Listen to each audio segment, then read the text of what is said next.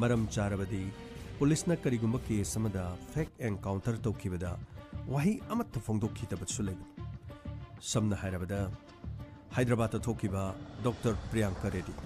मियोय खरना तमथिना महापु इज्जत मंगहलबा मतुंगदा मसादो पेट्रोल हैजिलगा मई थादोलगा थोंग अमगी मखादा होंदोगलम मदुनं खंगिदना खंजैजा खंदुनि यम मदुगी थबक अदुदा हैदराबाद की police station की थौना फरबसिंग अदुना मखोइना पांगथोकिबदो फेक एनकाउंटर नि हाइबदि मियामना खंग अदुबु मखोइगी मथक्ता करिगुंबा दंदी अमता लाखिदि मरमदि पुलिस डिपार्टमेंट बु मियामना लई साइथदुनु वोकी हानबददि पुलिस स्टेशन दा नुंग थाजिनकी रेपिस सिंग अदु पुबु मतमदा गाड़ी अदु लानबा ngamdabadagi awabu iki अदुबु ममई थंगदा अहिंग अथेंगबद पुलिसना पुथोरंगगा प्रियंका रेड्डी ना सीजनर मोबाइल अमदी मफम अदुदा मतौ करमना मखोइना हातपगे हाइबदु मफम अदुदा मखोइ तहनबा लाखि अदुगुम तंजा अदुदा पुलिस तगी मखोइना नोमै मुल्लगा चेनबा होनकी अमदी नोमैना कापलकी मसिगी मतुंगदगी पुलिसना हल्लगा कापदा मखोइ लोइना लेखिद्रेदा होय थौदोगदो असेंबो रमसुय अरानबो रमसुय अदुबु लेबांग मियामना पुलिस की मायोक्ता करिगुंबो हायमता हाइकिदि अमरोमदा हारिबा थौदोक अदुदु यावरबा पुलिस सिंगी मथक्ता सेंटर दगी पुलिस थारक्तुनि इन्वेस्टिगेशन तौकी इन्वेस्टिगेशन तौबा मतमदा करिगुंबा लंगलालंजेन मता फंकिदि मसिना डॉक्टर प्रियंका रेड्डी की जस्टिस तो फंख्रे हाइदुनु मियामना इरांग हौरंबा मिपुंग खुदिमक चप लेपख्रगा पुलिस डिपार्टमेंट की मथक्ता लई ओइना चाइथकी असेंबबु ओरबसु अरानबबु ओरबसु चावबा अदुगुंबा थौदोक्तुना हैदराबाद की मफमसिंगदा रेप चथके खनबसिंगी मथक्ता अचौबा परामोइकी अखोइगिसु ngarang pangthokkiba thabakse masida mokoi ahuma ngarangi thौदोगदुदा सोअम्बा नत्रगा सिरम्बा थारगदि करिगुमा खरदि लांगदब anyway थौदोक अदुदु यावरबा बिकी अमदि अंगम्बा जोनीना पाकपिबो हंजिन हंजिन इज्जत मंगलबा मतुंगदा मखोइ अनिबु कौरकी मखोइ अनिबुसु इज्जत मंगनबा अदु याव हाइदुना हाइकी मी अमा हातपा अमदि असीबा मसादुबु लोसिनबा हाइबसे मसिसु अरुबमन असीबा मसादु मतौ करमना लोसिनगदगी अमदि मंगनखिगदगी हाइबसिदा ममानबा अनिदो जोनीना कौकिबनि अदुबु तसेना मखोइ इज्जत मंगनबा यावखिब्रा हातपा खक्तंग यावखिब्रा मदुदि पाकपिगी मसादगी DNA की रिपोर्ट लांगलबा मतुंगदा असेंगमदु सोइदना खंग सर अगी मोतदी मसी अखोइदा करसु चिंगनिया लेथि ngarang ge thौदोकसिंग अदु तारुबदा सोशल मीडिया अमदि खबर द मियामना अखोइ पुलिस डिपार्टमेंट बु थागलिसा चौबा यामना लुरिबो वाफमसे मियामना अखोइबु थागतबदो मदु मियामना अखोइबु थागतबदुदा थोकिबा थौदोगदो अखोइगी खुसेमदु थोनबनि हाइबसे हाइरकदोरिब करि लाके हाइबदु येंबा तारेदना होइसा अदुगा चौबा गाड़ी थौदोनबदो हॉस्पिटल द लेबा पाकपिगी फिबमदो करम तोरे हाइबदु येंगस फनी सर असुमना इंस्पेक्टर तयाई हॉस्पिटल द लाके पाकपिगी मपा हॉस्पिटल की वार्ड ममांग द लेरुकी इंस्पेक्टर तयाई अखुइना तारिबो पाउसिबो दादा पाउदु अचुमन रेपिसिंग अदु अखुइना नुमिदांग अथेंगमद हेडक्वार्टर द पुरकपन अदुबु लमखांगदगी महंगना अखोइगी पुलिस पर्सनेलदगी नोमैमुंदना ओवर पावर तोरगा मफम अदुदगी महक नाथोनबो हनकी मसी खक्ता नथि केस अतुदि यावबा मियोय अनिदुसु महना चसी हाइना हाइकी मतुंगदा मखोइ अनि याखिदि अदुबु महकति मफम अदुदगी नोमै पुदुना चेनकी फनकना चेनगनु मखुता पारिबु खुलाइदु थादौ हाइदुना कोइना लाउ अदुबु महक ताकिदि तंगाइ फदना अहिंग अमदि अमम मतम ओइदना महक चेनखिदनबा अखोइना नोमैना काकी थौदोगदुदा महकि मसादा नोमै मरु मंगा पानकी हौजु महकि फिबम खरा लुना लै इंस्पेक्टर तयाई तसेनमक इचानुपीगी पुंसी मांगलबसु केस असिदा मरा लैबा महकपु असुमना चेराक पिबसे थमोइदा अपेनबा फाउ कोर्ट पुथोकलुरगा करि तरुगन ngasiदगी hayengdagi hangchi lairaba ikhodi ichagi achumba fangnaba honabada court उरुरु लैदुना नुमित क्यानी था क्यानी चाही क्यानी लेगनी अदुगी मथक्ति इचानुपीबु हिंगना हिंगना मिया मंगदो खुंगोइनबग चप मानगदोरि मसी पुनमक्से इंस्पेक्टर अखोइगिदि लाइबक यamna फोक्ति बाकी थवाई अदुतो मंगलम बथुलबथि अखोइग अमुक हेन पेन कथो दादा मदु याबनथि फने यामना मरा लेरबसु ꯍꯦꯛꯇꯃꯛ ꯃꯍꯥꯛꯄꯨ ꯁꯤꯕꯒꯤ ꯆꯩꯔꯥꯛ ꯄꯤꯕ ꯍꯥꯏꯕꯁꯤ ꯃꯁꯤ ꯏꯔꯥꯏ ꯂꯥꯏꯕ ꯊꯕꯛ ꯅꯠꯇꯦ ꯑꯗꯨꯕꯨ ꯇꯥꯗ ꯅꯣꯡꯃꯩꯅ ꯄꯥꯜꯂꯒ ꯈꯨꯗꯛꯇ ꯃꯍꯥꯛ ꯁꯤꯔꯝꯂꯕꯗꯤ ꯃꯍꯥꯛ ꯑꯋꯥꯕ ꯀꯔꯤꯅꯣ ꯍꯥꯏꯕ ꯈꯪꯅ ꯍꯧꯖꯤꯛꯇꯤ ꯃꯍꯥꯛ ꯁꯣꯏꯗꯅꯃꯛꯀꯤ ꯀꯔꯤꯒꯤꯗꯃꯛ ꯑꯁꯤꯒꯨꯝꯕ ꯊꯕꯛ ꯑꯁꯤ ꯇꯧꯔꯨꯕꯅꯣ ꯍꯥꯏꯗꯨꯅ ꯃꯍꯥꯛ ꯃꯁꯥꯅ ꯈꯟꯖꯔꯒꯅꯤ ꯍꯣꯏ ꯂꯣꯏꯅꯅ ꯃꯍꯥꯛꯀꯤ ꯃꯄꯜ ꯁꯛꯇꯤ ꯂꯩꯕ ꯃꯤ ꯑꯃ ꯑꯣꯏꯔꯕꯁꯨ ꯃꯈꯣꯏꯅ ꯀꯌꯥꯝ ꯀꯨꯏꯅ ꯉꯝꯒꯗꯒꯦ ꯍꯥꯟꯅ ꯃꯍꯥꯛꯅ ꯍꯤꯡꯂꯝꯕ ꯄꯨꯟꯁꯤꯗꯨꯒ ꯍꯧꯖꯤꯛ ꯃꯍꯥꯛꯅ ꯍꯤꯡꯒꯗꯧꯔꯤꯕ ꯄꯨꯟꯁꯤꯁꯤꯒ ꯀꯔꯤ ꯑꯣꯏꯒꯅꯤ ꯍꯥꯏꯕꯁꯤ ꯑꯩꯈꯣꯏ ꯐꯥꯎꯕ ꯍꯥꯏꯕ ꯉꯝꯗꯦ ꯇꯥꯗ ꯑꯗꯨ ꯐꯔꯦ ꯇꯥꯗ ꯍꯧꯖꯤꯛ ꯄꯥꯛꯄꯤꯒꯤ ꯐꯤꯕꯝꯕꯨ ꯏꯟꯁꯄꯦꯛꯇꯔ ꯇꯦ ꯏꯆꯥꯅꯨꯄꯤꯒꯤ ꯐꯤꯕꯝ ꯏꯆꯤꯜꯁꯤꯅ ꯀꯔꯤꯕꯨ ꯍꯥꯏꯒꯗꯒꯦ ꯍꯧꯖꯤꯛ ꯐꯥꯎꯕ ꯅꯤꯡꯊꯤꯅ ꯂꯦꯡꯑꯣꯠꯄ ꯉꯝꯗ꯭ꯔꯤ ꯑꯗꯨꯕꯨ ꯃꯍꯥꯛ ꯋꯥꯈꯜꯗꯤ ꯇꯥꯔꯦ ꯃꯇꯝ ꯄꯨꯝꯅꯃꯛꯇ ꯃꯍꯥꯛ ꯊꯧꯗꯣꯛ ꯑꯗꯨ ꯅꯤꯡꯁꯤꯡꯗꯨꯅ ꯃꯃꯤꯠꯇꯒꯤ ꯄꯤ ꯏꯔꯥ ꯆꯤꯟꯊꯗꯨꯅ ꯀꯞꯇꯨꯅ ꯂꯩ ꯏꯟꯁꯄꯦꯛꯇꯔ ꯇꯦ ꯅꯍꯥꯛꯅ ꯃꯍꯥꯛꯀꯤ ꯊꯃꯣꯏꯕꯨ ꯑꯃꯨꯛꯇꯪ ꯐꯥꯖꯤꯟꯕꯤꯔꯣ ꯐꯒꯅꯤ ꯇꯥꯗ ICUꯗ ꯂꯩꯕꯅꯤꯅ ꯑꯩꯈꯣꯏꯅ ꯍꯦꯛꯇ ꯆꯪꯉꯒ ꯎꯅꯕꯗꯤ ꯌꯥꯔꯣꯏ ꯑꯩ ꯗꯣꯛꯇꯔꯒ ꯑꯝꯇ ꯄꯥꯎ ꯐꯥꯎꯅꯈꯤ ꯑꯁꯨꯝꯅ ꯃꯅꯨꯡ ꯑꯗꯨꯗ ꯃꯍꯥꯛ ꯆꯪꯕꯒꯤ ꯑꯌꯥꯕ ꯄꯤꯔꯛꯈꯤ ꯀꯥ ꯑꯗꯨꯗ ꯏꯟꯁꯄꯦꯛꯇꯔ ꯇꯦꯌꯥꯏ ꯆꯪꯂꯛꯈꯤꯔꯝꯃꯤ ꯄꯥꯛꯄꯤ ꯄꯥꯛꯄꯤ ꯅꯪ ꯇꯥꯔꯕ꯭ꯔꯣ ꯅꯪꯒꯤ ꯅꯕꯨꯡ ꯇꯦꯌꯥꯏ ꯂꯩ ꯑꯩꯅ ꯀꯧꯔꯤꯕꯁꯤ ꯅꯪꯕꯨ ꯇꯥꯕ꯭ꯔꯣ ꯁꯤ ꯅꯃꯤꯠꯇꯨ ꯑꯃꯠꯇ ꯄꯥꯡꯉꯨ ꯗꯗꯥ ꯄꯥꯕꯨꯡꯅ ꯇꯝꯕꯗꯒꯤ ꯄꯥꯎ ꯈꯔꯗꯤ ꯇꯥꯔꯦ ꯗꯗꯥ ꯑꯗꯨꯕꯨ ꯃꯍꯥꯛꯁꯨ ꯑꯩꯅ ꯐꯪꯂꯤꯕ ꯆꯩꯅꯥ ꯑꯁꯤꯒꯨꯝꯅ ꯍꯣꯁꯄꯤꯇꯥꯜ ꯑꯃꯗ ꯁꯤꯕ ꯑꯃꯁꯨꯡ ꯆꯪꯕꯒꯤ ꯂꯥꯟꯊꯦꯡꯅꯔꯤ ꯍꯥꯏ ꯗꯗꯥ ꯑꯩꯅ ꯀꯌꯥꯃꯨꯛ ꯌꯥꯝꯅ ꯋꯥꯈꯤꯒꯦ ꯍꯥꯏꯕꯗꯣ ꯃꯍꯥꯛꯁꯨ ꯈꯪꯍꯟꯕ ꯄꯥꯝꯃꯤ ꯃꯍꯥꯛꯅ ꯈꯨꯗꯛ ꯑꯗꯨꯗ ꯁꯤꯕ ꯇꯥꯔꯕꯗꯤ ꯑꯩꯅ ꯀꯌꯥꯃꯨꯛ ꯌꯥꯝꯅ ꯍꯣꯁꯄꯤꯇꯥꯜꯗ ꯋꯥꯗꯨꯅ ꯂꯩ ꯍꯥꯏꯕꯁꯤ ꯃꯍꯥꯛ ꯈꯪꯕ ꯉꯝꯃꯤ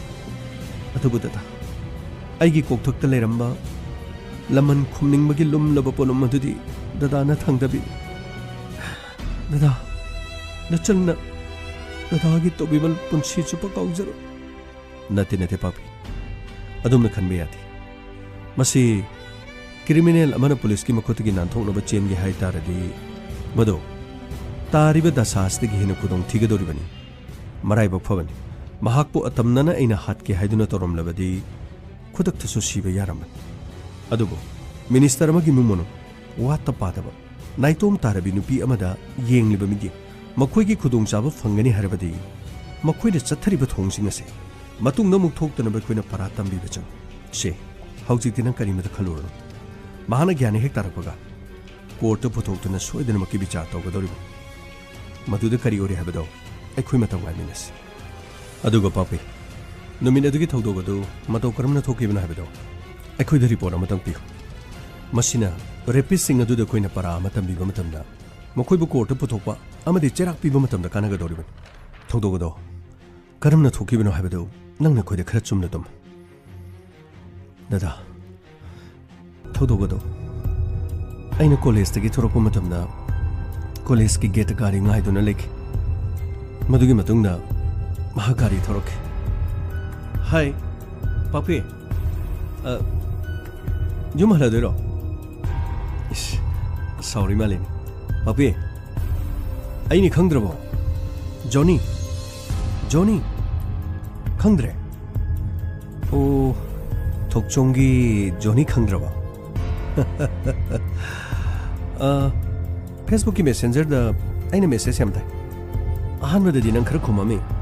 ꯑꯗꯒꯤꯗꯤ ꯑꯗꯨꯝ ꯈꯨꯝꯃꯛꯈꯤꯗ꯭ꯔꯦ ꯅꯪꯒꯤ ꯅꯃꯥꯟꯅꯕꯤꯗꯒꯤ ꯑꯩꯅ ꯅꯝꯕꯔ ꯂꯧꯔꯒ ꯋꯥꯆꯦꯞꯇ ꯃꯦꯁꯦꯖ ꯊꯥꯏ ꯑꯗꯨꯕꯨ ꯅꯪ ꯔꯤꯄ꯭ꯂꯥꯏ ꯀꯔꯤꯝꯇ ꯄꯤꯔꯛꯇꯦ ꯑꯦꯅꯤꯋꯦ ꯀꯔꯤꯝꯇ ꯀꯥꯏꯕ ꯂꯩꯇꯦ ꯑꯗꯨ ꯌꯨꯝꯗ ꯊꯤꯟꯕꯤꯔꯝꯃꯒꯦ ꯂꯥꯛꯑꯣꯗꯅ ꯑꯩꯁꯨ ꯅꯈꯣꯏ ꯑꯗꯨꯋꯥꯏ ꯆꯠꯀꯗꯧꯅꯤ ꯖꯣꯅꯤ ꯑꯩ ꯒꯥꯔꯤ ꯑꯗꯨꯝ ꯉꯥꯏꯖꯒꯦ ꯌꯥꯅꯤ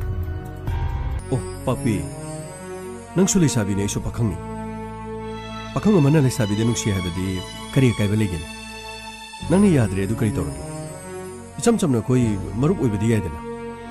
ꯂꯧ ꯀꯥꯈꯠꯂꯣ ꯒꯥꯔꯤꯗ ꯌꯥꯔꯦ ꯖꯣꯅꯤ ꯃꯐꯝ ꯑꯁꯤꯗ ꯌꯥꯝ ꯀꯨꯏꯅ ꯂꯦꯞꯀꯅꯨ ꯂꯝꯕꯤꯗ ꯆꯠꯂꯤꯕ ꯃꯤꯁꯤꯡꯁꯦ ꯑꯩꯈꯣꯏꯗ ꯂꯣꯏꯅ ꯌꯦꯡꯉꯤ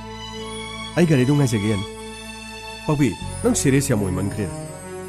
ꯁꯤ ꯀꯥꯈꯠꯂꯣ ꯀꯔꯤ ꯇꯧꯕꯒꯦ ꯑꯩꯁꯨ ꯅꯈꯣꯏꯗ ꯑꯩ ꯆꯠꯇꯣꯏꯅꯦ ꯍꯧꯖꯤꯛ ꯃꯇꯝꯁꯤ ꯒꯥꯔꯤ ꯌꯥꯝꯅ ꯆꯤꯟꯕ ꯃꯇꯝꯅꯦꯕ ꯀꯥꯈꯠꯂꯣ ꯀꯩꯗꯧꯕꯒꯦ ꯑꯗꯨꯝ ꯆꯠꯃꯤꯟꯅꯔꯁꯦꯕ ꯖꯣꯅꯤ ꯑꯩꯅ ꯅꯉꯣꯟꯗ ꯍꯥꯏꯁꯤꯅꯤ ꯌꯥꯔꯦ ꯆꯠꯈ꯭ꯔꯣ ꯑꯩ ꯅꯉꯣꯟꯗ ꯀꯔꯤꯁꯨ ꯁꯥꯎꯕ ꯂꯩꯇꯦ ꯅꯪꯅ ꯑꯩꯉꯣꯟꯗ ꯅꯨꯡꯁꯤ ꯍꯥꯏꯔꯛꯄꯗꯣ ꯑꯩ ꯂꯥꯏꯔꯤꯛ ꯃꯈꯥ ꯇꯝꯅꯤꯡꯉꯤ ꯏꯍꯩꯁꯤꯡ ꯃꯄꯨꯡ ꯐꯥꯅ ꯇꯝꯕꯗꯣ ꯑꯩ ꯄꯥꯝꯃꯤ ꯍꯥꯏꯈꯤꯕꯅꯤ ꯑꯩꯉꯣꯟꯗ ꯂꯥꯟꯅ ꯂꯧꯕꯤꯒꯅꯨ ꯑꯩ ꯑꯁꯤꯒꯨꯝꯕ ꯂꯝꯕꯤꯁꯤꯗ ꯈꯣꯡ ꯊꯥꯡꯖꯤꯟꯕ ꯄꯥꯝꯗꯦ ꯑꯣꯍꯣ ꯑꯩ ꯈꯪꯉꯤ ꯀꯩꯗꯧꯔꯒꯦ ꯅꯪ ꯂꯥꯏꯔꯤꯛ ꯂꯥꯏꯁꯨ ꯍꯩꯕ ꯅꯨꯄꯤ ꯑꯃꯅꯤ ꯅꯪꯒꯤ ꯏꯃꯨꯡ ꯑꯩꯅ ꯈꯪꯗꯕ ꯅꯠꯇꯦ ꯑꯦꯚ꯭ꯔꯤꯊꯤꯡ ꯂꯣꯏ ꯈꯪꯉꯤ ꯑꯗꯨ ꯑꯩꯁꯨ ꯅꯪꯒꯨꯝꯕ ꯑꯃꯕꯨ ꯍꯦꯛꯇ ꯇꯔꯥꯏꯅ ꯃꯤꯔꯥꯏꯕꯗꯤ ꯄꯥꯝꯗꯕꯒꯤ ꯊꯃꯣꯏ ꯁꯦꯡꯅ ꯅꯉꯣꯟꯗ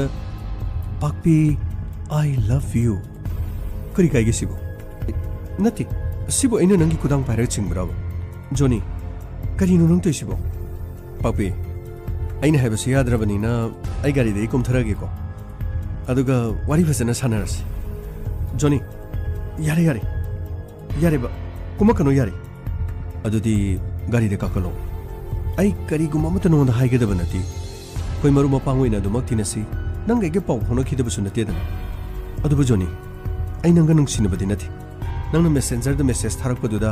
ꯑꯩꯗꯤ ꯄꯥꯎꯈꯨꯝ ꯈꯔ ꯈꯨꯝꯈꯤꯕꯅꯤ ꯑꯗꯨꯒ ꯑꯩꯅ ꯈꯨꯝꯈꯤꯕꯗꯣ ꯅꯉꯣꯟꯗ ꯅꯨꯡꯁꯤ ꯍꯥꯏꯈꯤꯕꯗꯤ ꯅꯠꯇꯦ ꯍꯣꯏꯅꯦ ꯄꯥꯛꯄꯤ ꯑꯩ ꯈꯪꯉꯤ ꯑꯩꯕꯨ ꯑꯗꯨꯛ ꯆꯥꯎꯈꯠꯇꯕ ꯌꯥꯝꯅ ꯋꯥꯏꯜ ꯑꯣꯏꯕ ꯃꯤ ꯑꯣꯏꯅꯁꯨ ꯎꯕꯅꯨꯗ ꯌꯥꯔꯦ ꯑꯩꯅ ꯆꯠꯀꯗꯧꯔꯤꯁꯦ ꯅꯈꯣꯏ ꯂꯩꯀꯥꯏꯗꯅꯤ ꯒꯥꯔꯤꯁꯤꯗ ꯀꯥꯈꯠꯂꯣ ꯑꯩ ꯀꯔꯤꯝꯇ ꯍꯥꯏꯔꯣꯏ ꯅꯈꯣꯏꯔꯣꯝꯗ ꯆꯠꯄꯗꯨꯗ ꯑꯩꯒꯤ ꯒꯥꯔꯤ ꯇꯣꯡꯕꯗ ꯅꯪꯒꯤ ꯏꯖꯠ ꯁꯣꯛꯀꯗꯕ ꯂꯩꯕ꯭ꯔꯣ ꯖꯣꯅꯤ ꯑꯗꯨꯒꯤ ꯋꯥ ꯅꯠꯇꯦ ꯌꯥꯔꯦ ꯆꯠꯂꯣꯕ ꯑꯣꯍꯣ ꯄꯥꯛꯄꯤ ꯄꯥꯛꯄꯤ ꯄꯥꯛꯄꯤ ꯅꯪ ꯑꯩꯉꯣꯟꯗ ꯌꯥꯝꯅ ꯂꯥꯟꯅ ꯈꯟꯕ ꯃꯥꯜꯂꯦ ꯁꯦ ꯑꯥꯏ ꯁ꯭ꯋꯦꯔ ꯑꯩ ꯅꯉꯣꯟꯗ ꯋꯥꯁꯛꯇꯨꯅ ꯍꯥꯏꯔꯤ ꯅꯪꯉꯣꯟꯗ ꯃꯦꯁꯦꯖ ꯑꯩ ꯍꯧꯖꯤꯛ ꯊꯥꯔꯤꯕ꯭ꯔꯥ ꯊꯥꯗ꯭ꯔꯦ ꯅꯠꯇ꯭ꯔꯥ ꯑꯗꯒꯤ ꯑꯩ ꯃꯦꯁꯦꯟꯖꯔꯗ ꯑꯩ ꯃꯦꯁꯦꯖ ꯊꯥꯔꯛꯂꯤꯕ꯭ꯔꯥ ꯊꯥꯔꯛꯇꯦ ꯑꯩ ꯀꯣꯜ ꯇꯧꯔꯤꯕ꯭ꯔꯥ ꯇꯧꯗ꯭ꯔꯦ ꯅꯠꯇ꯭ꯔꯥ ꯑꯗꯨ ꯑꯣꯏꯔꯕꯗꯤ ꯀꯔꯤꯒꯤꯅꯣ ꯅꯪꯅ ꯑꯩꯉꯣꯟꯗ ꯆꯤꯡꯅꯔꯤꯁꯤꯕꯣ ꯃꯁꯤꯗꯤ ꯅꯪꯒꯤ ꯅꯒꯨꯟꯅꯅꯤ ꯅꯪꯒꯤ ꯅꯒꯨꯟꯅ ꯄꯥꯈꯪ ꯀꯌꯥꯒꯤ ꯊꯃꯣꯏꯕꯨ ꯆꯤꯡꯁꯤꯟꯕ ꯉꯝꯃꯗꯦ ꯃꯗꯨꯗꯤ ꯅꯪꯒꯤ ꯐꯖꯔꯨꯕ ꯅꯪꯒꯤ ꯏꯪꯕ ꯇꯞꯄꯗꯣ ꯑꯗꯨꯅꯅꯤ ꯀꯔꯤꯝꯇ ꯀꯥꯏꯗꯦ ꯑꯩꯁꯨ ꯍꯧꯖꯤꯛꯇꯤ ꯈꯪꯅꯖꯕ ꯂꯩꯖꯔꯦ ꯈꯪꯕ꯭ꯔꯣ ꯅꯪꯅ ꯂꯥꯟꯅ ꯎꯔꯤꯗꯣ ꯑꯩꯁꯨ ꯅꯣꯏ ꯂꯩꯀꯥꯏꯗ ꯆꯠꯇꯧꯔꯤꯁꯦ ꯑꯗꯨꯒꯤꯅꯤ ꯍꯧꯖꯤꯛꯇꯤ ꯑꯩꯉꯣꯟꯗ ꯂꯥꯟꯅ ꯎꯔꯅꯨ ꯁꯨꯝ ꯉꯁꯤ ꯍꯛꯊꯦꯡꯅꯅ ꯊꯦꯡꯅꯕꯁꯤꯗ ꯑꯩꯒꯤ ꯒꯥꯔꯤꯁꯤꯗ ꯉꯁꯤꯗꯪꯗꯤ ꯇꯣꯡꯕꯤꯕ ꯌꯥꯏꯗꯅ ꯂꯧꯕ ꯑꯁ ꯀꯃꯥꯏꯅ ꯇꯧꯅꯤ ꯇꯧꯔꯤꯁꯦ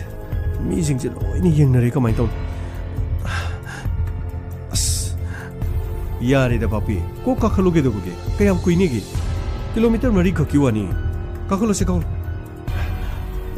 ꯍꯣꯏ ꯐꯔꯦ ꯑꯗꯣ ꯑꯩꯉꯣꯟꯗꯅꯦ ꯂꯝꯕꯤꯗ ꯀꯔꯟ ꯇꯨꯔꯟ ꯍꯥꯏꯔꯛꯀꯅꯨꯀꯣ ꯑꯩꯗꯤ ꯒꯥꯔꯤꯗꯒꯤ ꯍꯦꯛꯇ ꯆꯣꯡꯊꯣꯛꯗꯣꯏꯖꯥꯠꯅꯤ ꯅꯪꯅ ꯒꯥꯔꯤꯗꯒꯤ ꯆꯣꯡꯊꯔꯗꯤ ꯂꯣꯏꯔꯦ ꯂꯣꯏꯔꯦ ꯑꯩꯅ ꯏꯟꯊꯔꯝꯃꯦꯅ ꯍꯥꯏꯅꯤ ꯑꯩ ꯀꯔꯤꯝꯇ ꯍꯥꯏꯖꯔꯣ ꯑꯩ ꯀꯔꯤꯝꯇ ꯍꯥꯏꯖꯔꯣ ꯑꯗꯨꯅꯤꯗꯅ ꯃꯥꯏ ꯒꯣꯠ ꯍꯦ ꯇꯥꯏꯕꯪ ꯁꯦꯝꯕ ꯃꯄꯨ ꯉꯁꯤꯗꯤ ꯊꯣꯛꯆꯣꯝ ꯖꯣꯅꯤꯒꯤ ꯒꯥꯔꯤꯗ ꯃꯤꯁ ꯄꯥꯛꯄꯤ ꯑꯩꯈꯣꯏꯒꯤ ꯁꯛꯍꯦꯜꯂꯕꯤ ꯄꯥꯛꯄꯤꯅ ꯖꯣꯅꯤꯒꯤ ꯒꯥꯔꯤꯗ ꯇꯣꯡꯉꯤ ꯃꯁꯤ ꯃꯉꯥꯏꯔꯦ ꯀꯩꯅꯣ ꯌꯥꯔꯦ ꯖꯣꯅꯤ ꯀꯔꯟ ꯇꯨꯅ ꯉꯥꯡꯒꯅꯨ ꯅꯃꯤꯠꯇꯣ ꯁꯔꯛ ꯂꯣꯝꯗ ꯌꯦꯡꯉꯨ ꯃꯤꯒꯤ ꯒꯥꯔꯤꯗ ꯑꯃꯨꯛ ꯊꯦꯡꯖꯟꯅ ꯇꯣꯛꯀꯅꯤ ꯑꯣꯀꯦ ꯑꯣꯀꯦ ꯕꯦꯕꯤ ꯑꯣꯀꯦ ꯌꯥꯔꯕ꯭ꯔꯥ ꯑꯗꯨ ꯄꯥꯄꯤ ꯀꯔꯤꯒꯨꯝꯕ ꯅꯪꯅ ꯑꯩꯕꯨ ꯅꯨꯡꯁꯤꯕꯤꯕ ꯇꯥꯔꯒꯗꯤ ꯑꯁ ꯀꯌꯥꯗ ꯅꯨꯡꯉꯥꯏꯅꯤ ꯑꯁꯨꯝꯅ ꯏꯕꯥꯅꯤ ꯀꯣꯏꯕꯒ ꯆꯠꯃꯤꯟꯅꯕ ꯐꯖ ꯐꯖꯔꯕ ꯃꯐꯝ ꯒꯥꯔꯗꯦꯟ ꯑꯗꯨꯒ ꯄꯤꯛꯅꯤꯛ ꯆꯠꯄ ꯑꯁ ꯅꯪꯅꯕꯨ ꯌꯥꯕꯤꯔꯗꯤ ꯒꯨꯋꯥꯍꯥꯇꯤꯗ ꯅꯨꯃꯤꯠ 2 3 4 ꯅꯪꯅ ꯄꯥꯝꯕ ꯅꯨꯃꯤꯠ ꯀꯣꯏꯔꯒ ꯃꯐꯝ ꯑꯗꯨꯗ ꯆꯠꯂꯒ ꯁꯣꯞꯄꯤꯡꯒ ꯇꯧꯔꯒ ꯑꯁ ꯀꯌꯥꯗ ꯅꯨꯡꯉꯥꯏꯅꯤ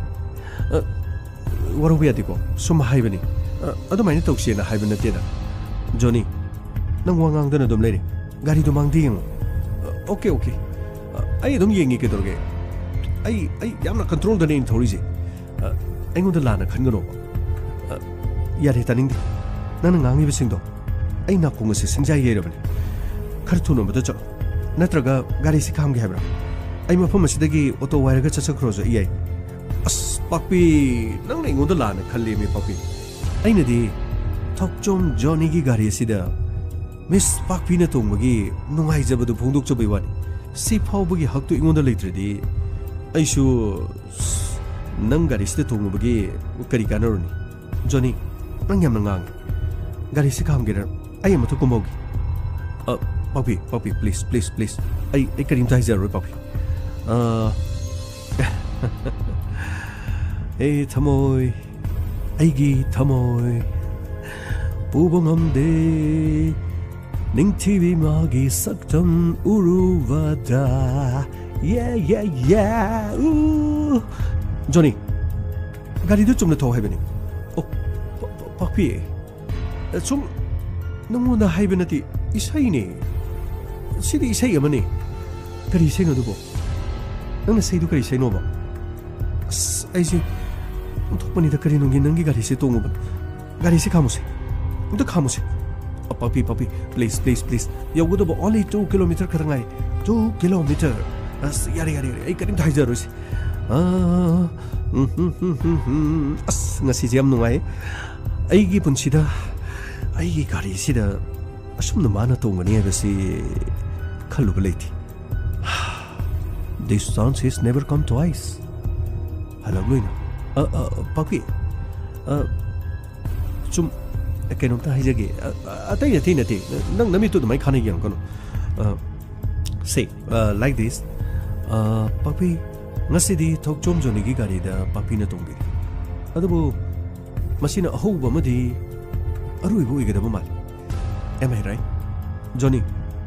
aina nangi gari sida anirak tongmadi nangi namang da phaw mang oh cool it's cool nangji saur su dum bazai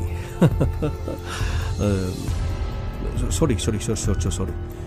tapna leirasu adum phazai adagi saurasu adum phazai khangdeda phajabase adum phazai hai tare ho ai taibang sen mama pu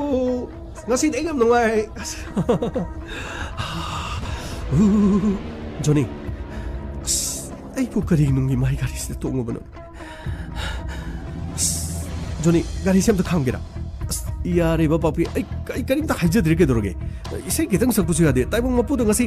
among hana su nang ai gari da tongbiyo ne yadaw su leitre ngasi katang nang ai gari tongbi basida sibu kari kai ge ba ai su sum highway wani ado ai na nangi khudang da ina tap pai badi na tiadra nei su nupi noi ge ma lei maman lehelle haradi nupa da saujana raga no haraga aroi bada yes haiba kaino na haido jani ha karim haidi ai karim haidi ba nang se nasak tu phadi bajai hai babu saugan madudi aroi bini anyway yogdori khitang ngari dana karino asidi gari thengjina ba yorong malini yung to mai khu gari jingo as numi sisu thengjale yogdo ba khajik tang ngara kanjida as kamai tejro sidi joni asimaki asi gari si thengjinariro hema thengjina babu si gari me amse lep leisidi kamai thoksige nang chilagi kumaga amuk chatpa haisi auto di maning da lerani horin di thengani asmai tawse se sticker khang oide chalani oide gi chale yeta chale yeta gi chalaga se makhala kai lambi da farga noi lambi tare dana adu diam koirani adu yaroi ba as aina haise tawse se thawrisi se Johnny kono da nang thawrisi bo as aina haise ni me sidagi sonda faroni oiromda adidigi makhala kai tarani adu de noi gore ke dorge asumna da lambi du mahna oiromda thoki madudagi mathang lambi phokki lambi phori ba jaga du somdi lambi yatri somdi uku yatri somdi lambi semi ba asumna haira ga mahana gari du thoki madugi matungdagi papi nang yamna lana khalamare ai sum bangang nang be wan si nangi yum yom ga da khajik tangai waro be yadi aina nongonda karino khara hai khrama ngasidagidi ai nongonda mohana message su thadre dana aduga aina phone toru ko su leit chamna pakang amana nei sabi amada nuksi jai hana phongdok badi kari su kai de dana hoi ꯑꯩꯒꯤ ꯏꯌꯣꯡ ꯃꯇꯧ ꯑꯩꯒꯤ ꯃꯑꯣꯡꯁꯤꯗ ꯑꯩ ꯌꯥꯝꯅ ꯉꯥꯎꯁꯤꯟꯅꯕ ꯃꯤ ꯑꯃꯗꯤ ꯃꯥꯜꯂꯝꯃꯤ ꯑꯗꯨ ꯀꯩꯁꯨ ꯀꯥꯏꯕ ꯂꯩꯇꯦ ꯑꯩꯅ ꯅꯉꯣꯟꯗ ꯅꯨꯡꯁꯤꯕꯒꯤ ꯕꯤꯈ꯭ꯌꯥ ꯅꯤꯈꯤꯕ ꯂꯩꯇ꯭ꯔꯤ ꯍꯧꯖꯤꯛꯇꯤ ꯑꯩꯒꯤꯁꯨ ꯅꯨꯡꯁꯤꯅꯖꯕ ꯂꯩꯖꯔꯤ ꯑꯗꯨꯅ ꯃꯇꯨꯡꯗ ꯂꯝꯕꯤꯗ ꯊꯦꯡꯅꯔꯕꯁꯨꯅꯦ 이점 점나 마룩 어머구마 좀 꺾는세 아이디 숨 도로도로 뻥랑다 랑바니 디너라 깐다디 강바니 미나 아두가 핵 잉무다디 미나 얌 딱hat바 아두가 얌 눅시다바니 하이따레 아두 여우시고도레 당 나사도 호망수 이깡깡 아이는 람비도 꿰톡 도록부시다 시 이싱 보틀니 이싱 여우 마탁절로 야니 전이 아이싱 타닝디 파피 아이부 얌나 라나 오르마리 ꯑꯩꯅ ꯍꯥꯏꯖꯔꯤꯕꯁꯤꯡꯁꯤ ꯅꯍꯥꯛꯅ ꯑꯃꯠꯇ ꯊꯥꯖꯕꯤꯗꯕ ꯃꯥꯜꯂꯤ ꯑꯩꯅ ꯁꯦꯡꯅ ꯍꯥꯏꯖꯔꯤ ꯑꯩꯅ ꯅꯪꯒꯤ ꯅꯐꯝꯗ ꯑꯃꯨꯛ ꯍꯟꯅ ꯌꯦꯜꯂꯣꯏ ꯑꯗꯨꯒ ꯃꯁꯤꯃꯁꯨ ꯈꯪꯕꯤꯌꯨ ꯑꯩꯒꯤ ꯅꯨꯡꯁꯤꯅꯖꯕ ꯂꯩꯖꯔꯤ ꯑꯩ ꯅꯣꯡꯃ ꯄꯨꯔꯒ ꯂꯥꯛꯀꯦ ꯑꯗꯣ ꯑꯩꯅ ꯄꯤꯔꯤꯕꯁꯤꯡꯁꯤ ꯌꯥꯎꯝ ꯑꯃꯠꯇ ꯊꯛꯄꯤꯗ꯭ꯔꯒꯗꯤ ꯊꯣꯛꯆꯣꯝ ꯖꯣꯅꯤꯕꯨ ꯄꯥꯛꯄꯤꯅ ꯋꯥꯔꯧꯔꯤ ꯍꯥꯏꯕꯁꯦ ꯑꯩꯅ ꯈꯟꯖꯒꯗꯧꯔꯤꯕ ꯑꯩ ꯅꯉꯣꯟꯗꯒꯤ ꯕꯔꯥ ꯂꯧꯒꯦꯅ ꯍꯥꯏꯕꯒꯤ ꯋꯥ ꯅꯠꯇꯦ 이점 점나 조니부 그림타 칸데 조니부 이점 점나 마룩 어머금 빡비네 칼레 하베도 마두 강전하는 먹이 이싱세 세 야우마마타 덕비오 낭세 자크리디 오카끈 마미오 베자 하레 함마이 동안이 오거든 견비로 버기다 막 타겠지 낭나 다모시나 하라바니나 낭기 싱세 아이 탈라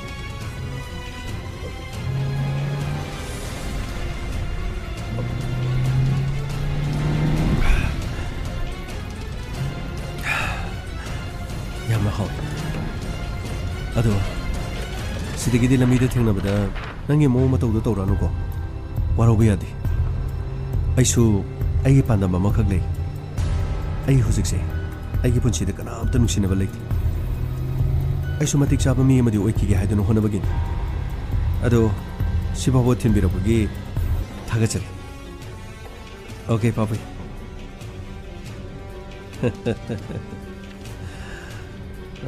ꯌꯥꯝ ꯅꯨꯡꯉꯥꯏꯔꯦ ꯑꯩꯅ ꯅꯨꯡꯁꯤꯅ ꯄꯤꯖꯕ ꯑꯩꯒꯤ ꯏꯁꯤꯡ ꯑꯩꯒꯤ ꯈꯨꯠꯁꯦꯝꯒꯤ ꯏꯁꯤꯡ ꯊꯛꯄꯤꯕꯒꯤꯗꯃꯛ ꯊꯥꯒꯠꯆꯔꯤ ꯅꯍꯥꯛꯅ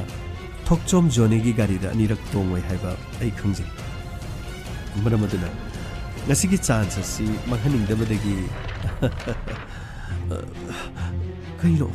ꯑꯩꯒꯤ ꯀꯣꯛꯁꯤ ꯀꯩꯅꯣꯝꯃ ꯇꯧꯏ ꯖꯣꯅꯤ ꯅꯪ ꯏꯁꯤꯡꯁꯤꯗ ꯀꯔꯤ ꯌꯥꯟꯁꯤꯟꯒꯦ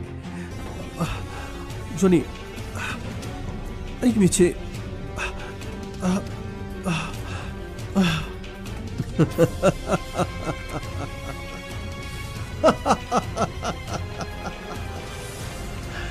ꯀꯔꯤꯁꯨ ꯂꯩꯇꯕꯤ ꯅꯪꯒꯨꯝꯕ ꯑꯃꯅ ꯊꯣꯛꯆꯣꯝ ꯖꯣꯅꯤꯗꯁꯨ ꯁꯤꯡꯅꯔꯤ ꯑꯩꯒꯤ ꯃꯤꯡ ꯊꯣꯛꯆꯣꯝ ꯖꯣꯅꯤ ꯑꯩꯒꯤ ꯑꯄꯣꯛꯄ ꯏꯄꯥꯅ ꯅꯨꯡꯁꯤꯅ ꯊꯣꯟꯕ ꯃꯤꯡ जॉनी जॉनी मेरा नाम अरे हौजिती लमथुंगफम अमुक ओन तारे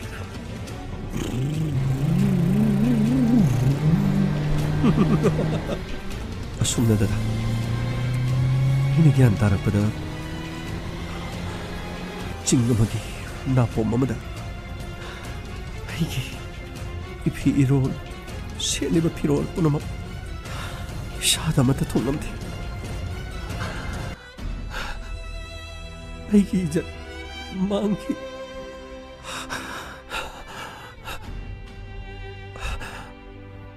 ꯑꯗꯨꯒꯤ ꯃꯇꯨꯡꯗ ꯃꯤꯀꯞ ꯊꯣꯛꯂꯛꯈꯤ ꯑꯩꯅ ꯂꯥꯎꯈꯤ ꯑꯗꯨꯕꯨ ꯃꯍꯥꯛ ꯁꯤꯊ ꯅꯣꯛꯈꯤ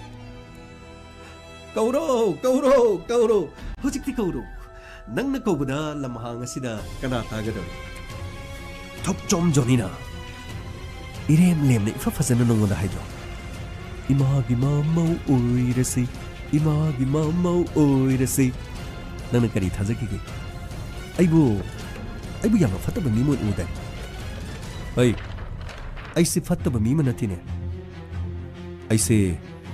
농아이 파바 이몽모기 마차마션 아두기 마탁다 아이기 번 미니스터 마밍 하이로 하이브로 미니스터 바부 Mamingna babu oiraga thabakna babu oidaba nate. Mingsu babu, thabaksu babu. Nangna aibu kayarani kaibi. Aibu ngoksinaba nupi khudimaki chakat tawba. Nangna khalise aise oktaba mini sini. Ngasi aina pangthoise. Madu nangna khallibado mak aina thamagna bang. She ushi thoidaba. Johnny, aibu yum phaw thin bihu. I didn't know the haribas. Aibu yum phaw da thin. Eh, kamai thin duba. Nang yum phaw baina kamai thin duino. Nang yum da thilani kapsanani. Wai na, wo ba ba. Adigi di no khile ke myam thologa ingoda ish du chat ish. Ish. Aiji ipang gai san asibagi manak te lepu tari ne. Ha, san asibagi manak te lepaga fried chit phang na bro. Hey, ai gadha na tin hey. Gadha na tin hai. Thok chom Johnny di gadha na tin hai. Ngasi phau gre ngoda singna bu khodimak ai ne lim na mata thaki. Ekhoi su mi oina karo biyo. Nangna matam punamakta college ta lambi da. Nangna nang mangai re na chalido. Nakhoi ni hingibu punchi duga. Aikhoi ni hingibu punchi siga yamaki. Adubu nang sumiyogan, ai sumiyogan. Nangi thamoi mapa. Ai gi su thamoi mapa. Aikhoi si minung si khangkhrajan. Adubu nangai ga di punchi su ba thungna badi yaro. Maramdi nangna harau Johnny ai nongonda leirage. Yumda pubiyo. Nang masi haigena khanbra. Karigi. Ai di nongonda karigi haigador. Ai di nongonda. Ai bo loksin bi haina karigi haigador. Adune aina haidune. Aduna nang makhataro. Thado. Aigi khutpun silibasi thado. Aigi khutpun silibasi thado. Aduga aigi khongase nangna punchinduna thamlibasi thado se pape aina mafam asida sathariba tabakse nang film mamoina ukhanbro nangna bachao garga film de hero fan chongthoroga bet fugairga kangani ga dukhanbro natragana nangna isi film amagi bet oina uriro aisu aina pangtholibase hero amani khalagani aina pangthoisi ai bet amanate aingondo usilaktabududi usittabagi paratam bitam aina nongoda kyarang aina haijabase nangna nasak phasei na pongba natro hojik masigi makhadi yong hello bike oh kana oi Johnny ni ne karamba Johnny kariya karamba Johnny ba namai du da thajinna oi thokchom Johnny ni ne thokchom Johnny kai dori do nang kai le ai se kai tel da tholom ne kana le minage angam bagalei oh adudi ai location tharaki ngaren chingi chingong lom dalo koi no hajibo chak chana jero he apang chak cha je hebena tine aine noida horok babu phatta ba horok kodro koiru si ngawru si thausi adu nga thang natro shanjingjidi tunono ojoji makomokot punjen duno leribin asing hajibo ai aine noida nupi ne na phagi tokidro yam tunono fare adudi phone thamage asumna dada makhoi yaurak tringaida Johnny ne aibu amuk hana izan manganki madudigi mahang aibu ngaksam da kanna laksindana madudigi aine ilakiba phi chuni aduna aigi ngaksam da mahang kanna laksinki madudigi ai gyan takiti papi tangi wari se tarubada yamna nungaiti aduga Johnny ne kokiba makhoi anina nangi na famda amuk hana izan mangankibra manghandabra haibasi nang ningsing mangamra madudagidi ai khari mata ningsing ma thokidi aina gyan tarakpada turel adugi leiraida ising da mai asi option duna lerami lerai adudagi sitlaga तुरेलगी Lairai यौना I lucky मधुदगी आईगी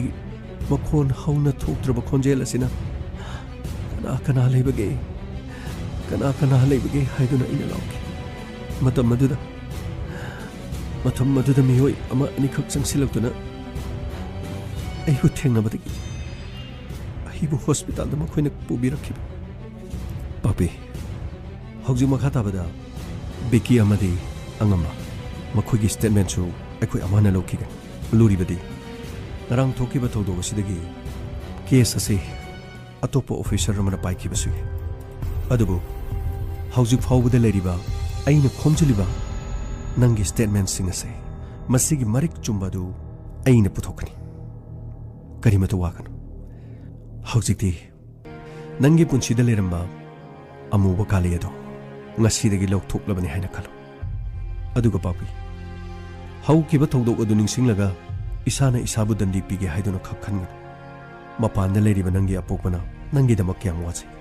नंगी नरे काई लमदम अदुदा लेरिबा मियामना नंगु इज्जत मांगहलगा हात के तोरमी हाइबगी दमा मियामना होरिबि होक्सी मसे नंगना थौना ओइगेदम ओनसिनदुना नंगना थौरी यालगा सीबा नत्रगा सीजनबो होनरबा नसाना नसाबु मांगहनबो होनरबदी नंग नसाना नरा लेबा मी अमा हाइबदु ओइगेदोरिबा मधु खक्त नतना नंगी असोन मनंगी पाबुंग असी करी ओइहोगन अदुना मतम पुनमक्ता नंगना नुंगाइतबा चिंगनबा लेरबसु से टेबल सिदा आई कार्ड्स थमंगी नंबर सिदा कॉल तौरुदुना नखोइदा थोलप खुदोंग चादबा पुनमक्तो आइंगोंदा तमगदबनी करिगुमा आइना फोन पाइरक्त्रबसु आइगी फोन नंबर असिदा टेक्स्ट तौदुना वारोल सिंगदो इरो आइना सोइदना नखोइदा मतम चाना कॉल बैक तौरबना नंग वाखन सोंतबा यादे अखोइ चलुखिगे दादा थागचरी दादा हिंनिंगबगी वाखल लेत्रबा आइगे थमोय असिबु दादाना अमुक नौने यनिंग हुंगलनबिरम दादा असेंगबा मदि अचुंबा करिनो हाइबा हौजिति लांनिंगबा लाक्जरसु ओइनिंगबो ओइजरसु आई इसानदि इसाबु मांगहनबो होनरोय दादा पुंसिगी ममल खंगने हिंजरकबि लाहिरबि इमुंग अमदा पोक्लकपिनि दादा आइना कैदौनुंगा असिगुम्बा थौदोक असि थोख्रबसु इसा इतंता सिजननबगी फिरेब अदुदि आइना कैदौंगैदा लेबलोय दादा याम नुंगाइरे पापै हौजिकति अखोइगी मतम हाइबदनि नहान मखै मखोइगी मतम ओइबदो हौजिकति मिचम अखोइगिसु लांजदबा अखोइगिसु अखोइगी मतम हाइबदनि यमो इंस्पेक्टर तयागी मथक्ता हौजु पब करिगुम एक्शन मत लौद्रिसि करिगिनो हेक्ते याददना तौरिनुने नंगी नचानु पासिसु ओंथोंना लम हेनग्रेनि अखोइगी शक्ति असे महांगना खंगबनिना अखोइगी लेरिबा शक्ति असे सिजनगनु हाइदना आइना फनेयामना ngangbani करिसु नतबा नुपि मचा अमबु इज्जत मांगहनबगिदमा महांगना ngamlagana मी कना मत खंगनदना कोक हातो खरगा लोरे मसादसु लाइसेंस गन यारोंगनी दुबु नंगी नसा सिसु सिंगदेनेको नंग खरा लौइने यमो आई लमन खुमनिंगबनी सासि लेबे यात्रे करिगिनो नंग नमु लमन खुमगा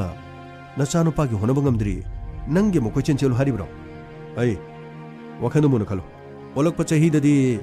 आई भोट कारोय दोरिम भोट कोइद्रे यामना कारण तानो नसानो पागी रिपोर्ट करी हरे यमो जोनीगी ममित पुंची चुप उररोय करी मानी यमो एगी चानुपा जोनी पुंची चुप मित उररोय यमो करीनो मी अतोपगी डोनर करी हापगा महुचिन मदी यारो हाइब्रो यमो मागी मित अनिमक काहेना सोखिबना अपुंची चुपगी ममित उरो यमो आई लेमना तोपा पापथि आई लमन खुंबा पापी इंस्पेक्टर तयागी मथक्ता आई लमन खुंबा पापी यमो हे लाइको नसानुपि अनिमसु लेरिदना नसानुपि अनिमसु लेत्रो मोगी खलो कोक कारण तुरन अराइब पुलिस ऑफिसर नतेने इंस्पेक्टर तयाय मी खुदिमन हाइनरिस खंद्रो हौजिक अखोइना लमन खुमलोरबदी अखोइना मानी मी अमन हुजुजिक लमन खुमसु अखोइना मानी हाई सिंगना तौगदबन मफम मतमदो अइना लोय हारकन नंगी नसादो अइगी जानिनी मागी खनमदा अइ नुवाइथि अदुबु यंगसि मपा लमदा पुरगा स्विट्जरलैंड का पुरगा मम्मी तो करीनो येंगा लाइंगनबा तौसि अदुगा लमन खुमबगी वखलदो थादो कनानो आदा चंगैसिना अस मसिगी प्रधान निंथौरेंबसे मुंग लाइने मथा सारिंगसिदा यामो ननाव लाक्चरी ननाव निंथौरेंबा लाक्चरी यामो इबुंगो लाओ काखलो मसीना मवाजाव ngangarani tawrisi यामो खुरुमजरी यामुंगी चोरोन सोनो खुरुमजरी हंदक थोलिबा थौदोकसे यामनो नुंगाइथि आइसु हॉस्पिटल दगी करी पाउ लोइना लौजरे युम लोमदा लेरमगनी हाइदुदा आइ अदुम चंगचनजरबन मसी लेमनो तोपदि चुमो यामो inspector तयाई हारिबसे ngakchaw yamna thik mahak mangai miyamna yare haiduna mahak ngakchaw thikli mahak pu para ama tambibadi yamna chumlabrasini ningthorema kadai degino nangsu laga hekta mai bisalirisibo madugi wafamda tokisi aikhoine mathai amna sari yamo inspector tayai haribase yambung khoi khaktagi yegnaba natine aigi su yegnaba aina laman khumning leribani nangina kari nangi kari tawri haige नंगी job card की थबक दमो माना ए अपन पिरब्रो अस यामो अदुगी वा नतेदा आइगी job card दि मा गुमने येत Pangam फोनतेदा job card मयामना पंगांग अंगना बैवानी Scurry करिनो याम हाइरिने job card हाइबनी अदुनी Adani थबकति सुनिंगदे थबक सुरोलो हरदि खुजिन धांग अमा पुरगा नापी दु ककपलाइने से सुमाइनो कएबा सोमददि थबक तो सुदि हरदि प्रोजेक्ट तो थागतरदि कदाइदगी पैसा लाक्तोरी थबक सुरुलो हरगा फजना केसलगा सातिन अममुंगा तोरगा इस मौना हाजिंग मचिन द क्वा चप छाइरगा जॉब कार्ड सुबलाई अदुगा पैसा पीदे थबक तुदि लेकाय दुदि मखोगी थबक खुसुदना लेकाय दुदि करी चौखत कदोरी थबक दो जेसीबी ने सुता मदैदि जेसीबी ने सुबनीदना जब जेसीबी ने सुरगा शेप नालहले लाइबो पैसा दुदि मोइने सुद्रमनि ने जेसीबी दे पीताबनी जेसीबी दुनो कनागे यामो अदुबुदि जेसीबी दो आइगिनीदना जेसीबी दो पीरबसिदि अदुदि इबुंगोना फंद्रो यामो करी वानो ताकपिरिदुबो जेसीबी दो मीगी ओइरमदि मीना फंगोइद्रो आइगी ओइरबनिना आइना फंजरेदना निंथौरेंबा मथाइ यामना सारि को नंग हाक्तंग फमुको आइ मनुंग दमता चौंखि यामो ननाउगी वारि सिलोइबो फाउतदि ताबियो केदुबो आइगिसु आइगी नाउनो हुंदोकलंबा निंगोल अनि खक लेरि थोइबी अमदी लांगले मखोइदो कना करिनो इनसिनबदगी अखोइगी युमदा लेरोसु यादबा ममानेना तौरिदुना सुम कथेल थोकिबदगी हंजलक्तरेदना अतोपद मयुम पालिनी खंगदे करी तौरिनी खंगदे अंगांग अनिदु तरक लेरे मखोइगी युमदो थादोमु अखोइदा लेसि हाइबसु अंगांग अनिदुनी यादि मखोइगी मपु अमा लेरि मदुना अंगांगसिंग अदु युम इंखोलदु अइना मुनखिनी खंगबर खंगदे सेनादना संगदना दुम अंगांग अनिदु युमदा थक अदुबु इखंग खंगौदना इंस्पेक्टर तयाइना मिनुंगसी उत्तना इमुंग अदुदा खुदोंग चाबा लौबा चंगकपनिदना मदुदगी अइना खरा ngang चैदना तौरुरे मदुदगी मा लेरिङैदा अंगांगसिंग अदुदु खुद थाबि यारो मखोइगी लम थुम मुनबे यारो हेक्ता लीला दरमागे दुमाइना फिल्मगे दुमाइना सट लाउनो फौजलगा मांगदा लेपै वन यामो आई इंस्पेक्टर तयाइगी मथक्ता लमन खुमपा हंदकी मतंगसे इमुंग असिदा तारिबा दशासे इंस्पेक्टर तयाइना अदुरबदी येक्नबा मरु मदु निंगसिंगबियो मदुगी दमक्तने इन लाक्सरिस मागी मथक्ता मतिक चाबा चेरा अमा पीननबगी दमक अखोइ होनबा चुमी यामो निंथोरेमा नंगी वादो यामना कनमले अइने ओलकपा चहीदा अइगी भोटनिने हे अइगी ओलकपा चहीदा अइगी भोटनिको नखोइ कारण तोरन तौन केंद्रदा चेंगेन थौगेन अदुगा मियामगे थबक लेबा नियम चुम खरगतो ꯂꯧꯕ ꯌꯥꯕ ꯈꯔ ꯈꯔ ꯂꯧꯔꯁꯨ ꯃꯤꯗꯧꯅ ꯆꯦꯡꯗꯨ ꯀꯤꯂꯣ 5 ꯌꯦꯜꯂꯦꯅ ꯃꯤꯅ ꯍꯥꯏꯅꯔꯤꯁꯤꯡꯗꯨ ꯈꯔ ꯈꯠꯊꯔꯁꯨ 3ꯗꯗꯤ ꯌꯦꯜꯂꯨꯗꯅ ꯍꯥ 3.5ꯗꯗꯤ ꯌꯦꯜꯂꯨ ꯁꯣꯝꯗꯒꯤꯅ ꯄꯨꯔ ꯆꯠꯈꯤ ꯃꯗꯒꯤ ꯀꯔꯤꯅꯣ ꯅꯈꯣꯏ ꯂꯩꯀꯥꯏꯗ ꯇꯧꯔꯤꯕ ꯑꯦꯖꯦꯟꯠꯁꯤꯡꯗꯨꯒ ꯇꯧꯔꯤꯗꯨꯕꯣ ꯍꯥ ꯑꯩ मथंग भोट काद्रदिने मथंग भोट काद्रदी दिने प्रधान जी मेंबर जी अदुगा एजेंट मखोई जिगदो मखोई हाना हाटकनी को मखोई हाना हाटकनी हाइजिन यामो मदुगी दमक्ता करिसु खनबिरो भोट कोइद्रे अखोई फजना खंगजे अपंग प्रजा सिंह सिदी सेल न लैरगा याबा ngaktani यामुंगसु मिनिस्टर दी ओइरि हाइबबो उन्थोंना नानावदा यामना इपंग पंग ने हेक्ताई करीबा निथोरेमा समना सुम हाइबदी अखोगी केंद्र द लेबा प्रजा सिंसी मखोइदी चही 5 सिगी मनुंगदा चही 3 मखाई सेंग येंद्रबसु करिसु हाइ मरमदी कारिबनिना हयेंग हंगसेट बोट खजिक तंगाइरे हाइबा मतमदा सुपना तंगी था अनिदु मदुदगी दे अखोइना चेंग किलो 5 अखोनी येनकिन अखोई ओइदो मीदुदी फजन खंतोग लिस्ट सम सेमगा शेल ओइना चर येनमदा अखोई लमदम सिगी प्रजा सिंगदी हेक्ट पंगथगदोरी बनिनि यामो ओ नंग सिखर लेरदी अइगी केंद्रदा अइगा पानर कदो मालिने बोस नंग लेमिनर कनिको प्रधान ओइना लेपके हाइब्रा अदुगा एमएलए ओइना लेपके हाइब्रो यामो अइगी वाखंदी अदुमद नते यामो यामबुंग खोइगा यामना खेने कदाइदगी आई लेजरिबा फमसे स्वाइदा दुम लेजगे यामो ननाउन ngasi लाक्जरिबसे अमुक्तदि थुंहनसिगे दोबगी इंस्पेक्टर तयाइबु मफम थदपा मफम लोकथोप नत्रगा ट्रांसफर थाखिबा नत्रगा हिंगना मई थाबा यारे निथोरेबा आई मतम सियाद्रे ngarang thokiba thogdoktugi इंस्पेक्टर तयाइगी मथक्ता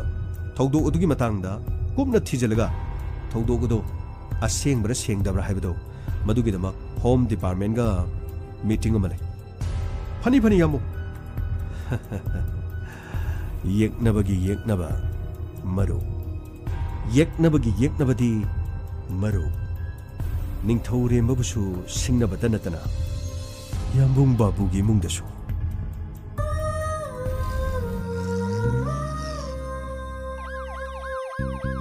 Lakle Inspector Tayai Lakle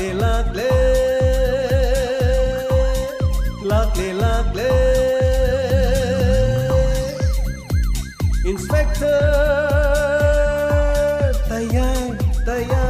Tayai Uthanaba